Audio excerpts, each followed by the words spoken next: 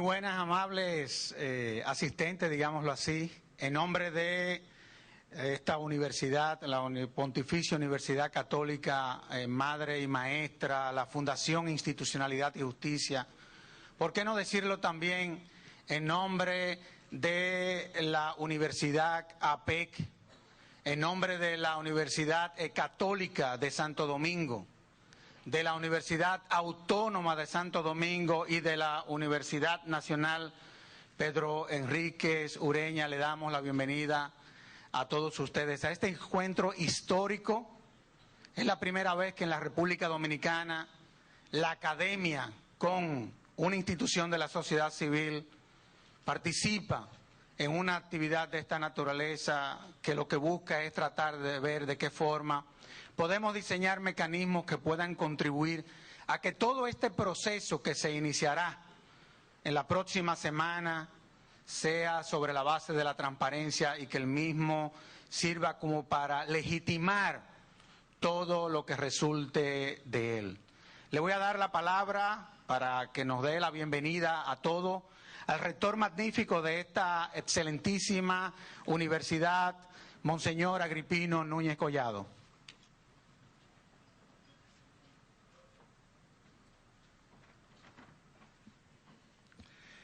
Muy buenas tardes. Doctor Servio Tulio Castaño Guzmán, vicepresidente ejecutivo de la FINJUS, colegas rectores de la Universidad Pedro Enríquez Ureña, arquitecto Miguel Fiallo, y de la Universidad APEC, doctor Justo Pedro Castellanos, distinguidos panelistas, distinguidos dirigentes políticos que han acudido a esta convocatoria. Un saludo muy especial para doña Milagro, expresidenta de la República, a los distinguidos juristas que han acudido y a estos jóvenes representantes comunitarios que también han acudido a esta invitación que yo diría inédita en la República Dominicana. Antes de la Constitución, de lo que ya está aprendiendo en el lenguaje dominicano, de las altas cortes, que están pendientes de completar la Suprema Corte de Justicia por un lado, y dos nuevos tribunales que también están pendientes de integración y que están como un compromiso contenidos en la nueva Constitución que se proclamó el 26 de enero, Día del Padre de la Patria, del natalicio Juan Pablo Duarte, y ya como que está aprendiendo las altas cortes, Quiera Dios que de la selección que se haga, la integración de esos nuevos tribunales, el Tribunal Constitucional nuevo en el país y el Tribunal Superior Electoral, que realmente por su integración, esa palabra de altos tribunales, que no sea solamente por la majestad, por si se quiere que son tribunales encumbrados, que por la calidad de la gente que vaya allí, su competencia, su ausencia de cuestionamiento de cada uno de los integrantes, toda la comunidad nacional se sienta orgullosa como un paso importante hacia la institucionalidad de este país, que creo que todos estamos conscientes. Afortunadamente se nos ha fortalecido, estamos viviendo en un sistema democrático que ya afortunadamente de varios decenios, pero hay que fortalecer las instituciones, sobre todo aquellas que, como estos tribunales, son soportes importantes de la democracia. Este ejercicio escuché el otro día y alguien me preguntó que si nosotros íbamos a proponer cómo iba a ser integrada o iban a ser integrados estos tribunales. Nada más lejos de la realidad. Lo que se pretende es crear conciencia y que la ciudadanía en sentido general justamente esté de alguna manera vigilante. Los políticos, los sectores políticos, los sectores sociales, los juristas independientes también, para que se cree un ambiente que importantice ese trabajo que va a hacer el Consejo Nacional de la Magistratura, de la integración de estas altas cortes, como le gusta a Sergio Tulio llamarlas. De modo que yo quiero también felicitar a la FINJUS, que ha tenido esta iniciativa y, como ven, se está empezando en un ámbito académico y los demás encuentros también tendrán como escenario otras universidades hermanas, que denota el carácter que tienen estos diálogos o estos conversatorios, como se le quiera llamar, y esperamos que sea como un nuevo punto de partida de carácter educativo, en este sentido de que se adquiera conciencia de la importancia de estos nuevos tribunales y, en la medida de las posibilidades, sobre todo los jóvenes que están aquí, los comunitarios, en sus ambientes, también ojalá que se hable de esto, se discuta, se converse. Y claro, la ciudadanía tiene derecho también a sugerir, a hacer propuestas cuando el Consejo Nacional de la Magistratura dé a conocer cuál será el procedimiento que van a seguir para determinar las candidaturas y a través de qué mecanismos se hará la selección. Digo, claro, el mecanismo es el propio Consejo, pero si va a ser abierto como se hizo el año 97, yo espero que sí, que sea algo así, delante de la nación, se revestirá de mayor transparencia si se hace delante de la nación dominicana. De modo que sean todas y todos bienvenidos y bienvenidas.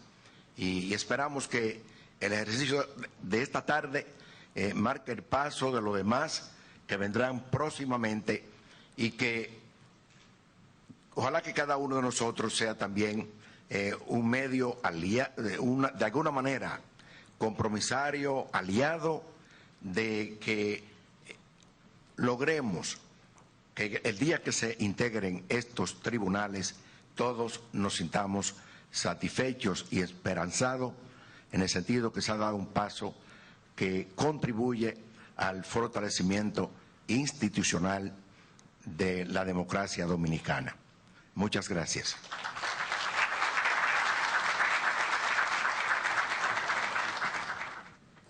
Bueno, señoras y señores, nos sentimos muy honrados por ser acogidos en esta Pontificia Universidad Católica Madre y Maestra, y agradecemos a su rector magnífico, Monseñor Agripino Núñez Collado, por su hospitalidad.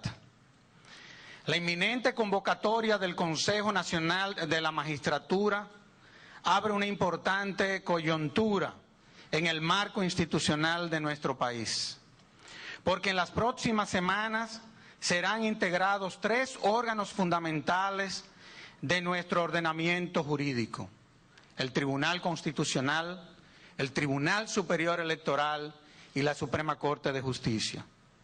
Como sabemos, los 2 primeros fueron creados en la reforma constitucional de enero del 2010 y el país espera ansioso su conformación, porque vendrán a constituir la armazón de nuestra institucionalidad y los garantes de nuestros derechos, derivándose de ello la seguridad jurídica, la calidad de la democracia y la gobernabilidad.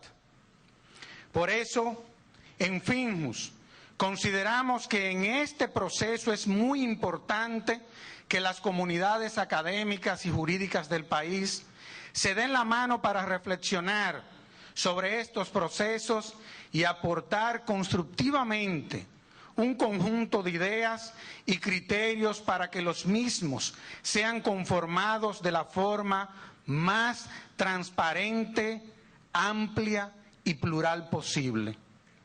Por ello, damos inicio en este día a una serie de conversatorios universitarios siguiendo la integración de las altas cortes, que serán celebrados en coordinación con 5 de las más importantes universidades de esta ciudad. Cuando el Consejo Nacional de la Magistratura se reúna, lo hará para seleccionar las personas que integrarán los órganos no electivos más importantes de la democracia dominicana, por su responsabilidad frente a la ciudadanía y porque son los encargados de defender la supremacía de la Constitución, el imperio de la ley y el sistema electoral democrático de nuestra nación. Aunque la Constitución otorga al Consejo Nacional de la Magistratura la facultad de conformar estos tribunales, esto no quiere decir que los ciudadanos, los académicos, deben de estar ajenos a este proceso. No hay que olvidar que el artículo 2 constitucional proclama que el soberano es el pueblo y que el artículo 4 constitucional señala que todos los poderes públicos son responsables ante este soberano. Es decir, que un momento de tanta trascendencia no puede producirse de espalda a la ciudadanía.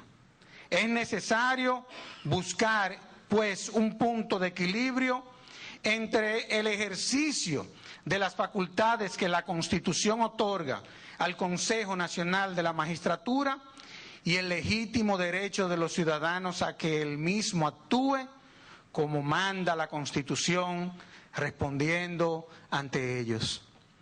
Esto ha sido reconocido por el legislador, que tuvo la sabiduría en la Ley Orgánica del Consejo Nacional de la Magistratura, que permite a los ciudadanos proponer candidatos a estos tribunales y objetar a aquellos que consideren que no cumplen con los requisitos necesarios para ocupar estos cargos. Pero debe irse más allá. La responsabilidad del Consejo Nacional de la Magistratura implica en sí misma una responsabilidad de transparencia en sus actuaciones. El proceso de selección tiene que estar marcado por una vocación de apertura en estos momentos y en ningún caso deben tomarse decisiones secretas y los criterios para estas tienen que ser claros. La transparencia, pues, tiene que ser una constante en la actuación del Consejo. Ningún momento del proceso debe de ser entonces opaco. Es necesario destacar que los criterios de selección deben permitir que a estos tribunales accedan personas que estén en la capacidad de asumir las responsabilidades de un evento en donde los 3 expositores fueron tus profesores. No es fácil, ¿eh? Así que quiero darle la palabra al doctor Flavio Darío Espinal.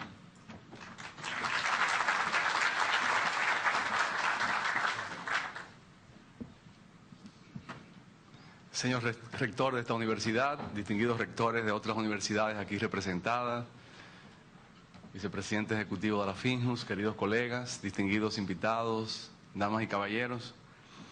Me da un poco de apuro decirlo, pero yo me senté en la clase de Derecho Constitucional en el campus de Santiago de la Pontificia Universidad Católica Madre y Maestra hace 35 años. Fue una clase que para mí fue sumamente emocionante, no me perdía un minuto de la misma, nunca falté, me fajaba a estudiar. Mi profesor fue el doctor Milton Ray Guevara. Y no es que él sea muy viejo, sino que él empezó a dar clases muy joven. Pero traigo esto a colación, no porque me interesaba hablar de la edad, ni mucho menos, sino porque pensaba, mientras el profesor Ray Guevara exponía, en las épocas. En aquella oportunidad, el derecho constitucional, que tanto me inspiró a mí, estaba pautado, estaba marcado por otros debates que fueron distintos a los que tenemos hoy. En lo interno, el énfasis era en las libertades públicas, en tratar de consolidar algunas conquistas, en garantizar elecciones libres. En lo internacional era el debate de las grandes ideologías, el marxismo versus el liberalismo, el fascismo que todavía estaba circundándose. Había un concepto de lo constitucional más en lo que concernía a ideas, a instituciones. Y de hecho había un desencuentro. Por un lado, en el campo jurídico había un exceso de formalización en los análisis constitucionales, y en el campo de las ciencias políticas, en la cual yo también tenía mucho interés, había un desdén respecto de lo constitucional, como si fuera exclusivamente, usando aquella expresión, un mero epifenómeno de la realidad, y por tanto se despreciaba. Hoy día el debate es completamente distinto. Cuando yo me paro entonces ya como profesor de mis estudiantes aquí en esta universidad, ya sí podemos entonces situar el debate en los términos en que el profesor Ray Guevara hablaba de, primero, una constitución como norma y una justicia constitucional incipiente, pero ya buscando camino de consolidación en la República Dominicana. De modo que el debate se mueve porque cambian las épocas y también cambian los enfoques. En Estados Unidos los Estados Unidos se fundan con el concepto de la supremacía de la Constitución como una norma, a la cual debían sujetarse las demás normas jurídicas del sistema legal. A Europa le tomó un siglo más, a nosotros los latinoamericanos nos tomó todavía mucho más para llegar a ese concepto de la Constitución como norma, y además que contara con una justicia constitucional que hiciera efectiva esa Constitución. De modo que en ese plano en que estamos situados, y obviamente la nueva Constitución, esa Constitución proclamada el 26 de enero de 2010, entre muchas otras reformas, situó quizás las reformas más importantes, no las únicas, quiero decir, y es debatible si son las más importantes, pero muy importantes, las que conciernen a eso que hoy se está llamando las altas cortes. La Constitución hizo una reforma importante a la Suprema Corte de Justicia y al Poder Judicial. Delimitó sus poderes, creó un Consejo del Poder Judicial, le quitó la atribución de servir como tribunal constitucional, entre otros factores, otros elementos que se reformaron. Es decir, que la Suprema Corte de Justicia, como cabeza del Poder Judicial, recibió una importante reforma en esta Constitución. La misma, además, crea el Tribunal Constitucional, que obviamente hace que aquellas atribuciones que eran propias de la Suprema Corte de Justicia pasen al Tribunal Constitucional. Y aquí estamos viendo por primera vez entonces el proceso naciente de un Tribunal Constitucional que, si bien viene desde la década de los 70 el planteamiento de que se creara uno, es ahora cuando se ha materializado. Y en tercer lugar, la nueva Constitución ha creado el Tribunal Superior Electoral. Es decir, los constituyentes en el 2009-2010 apostaron por asumir una reforma que se había planteado desde hace mucho tiempo, de deslindar los campos de la administración electoral y de la justicia electoral. Es un nuevo órgano que crea la Constitución. De modo que aquí estamos entonces en el proceso de convertir en realidad eso que la Constitución ha plasmado.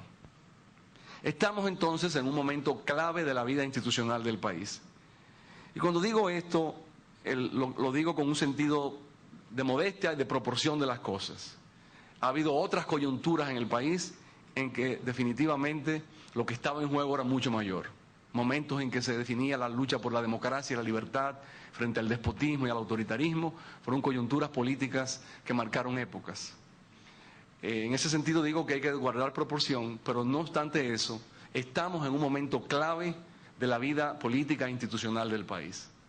Es decir, en el marco de un proceso de normalidad democrática, sin mediación de una fuerte crisis política o electoral, se adopta una nueva constitución que asume, que incorpora nuevos órganos que están llamados a jugar un papel de primer orden en la consolidación del Estado de Derecho y de protección a los derechos fundamentales. Ahora bien, la convocatoria de hoy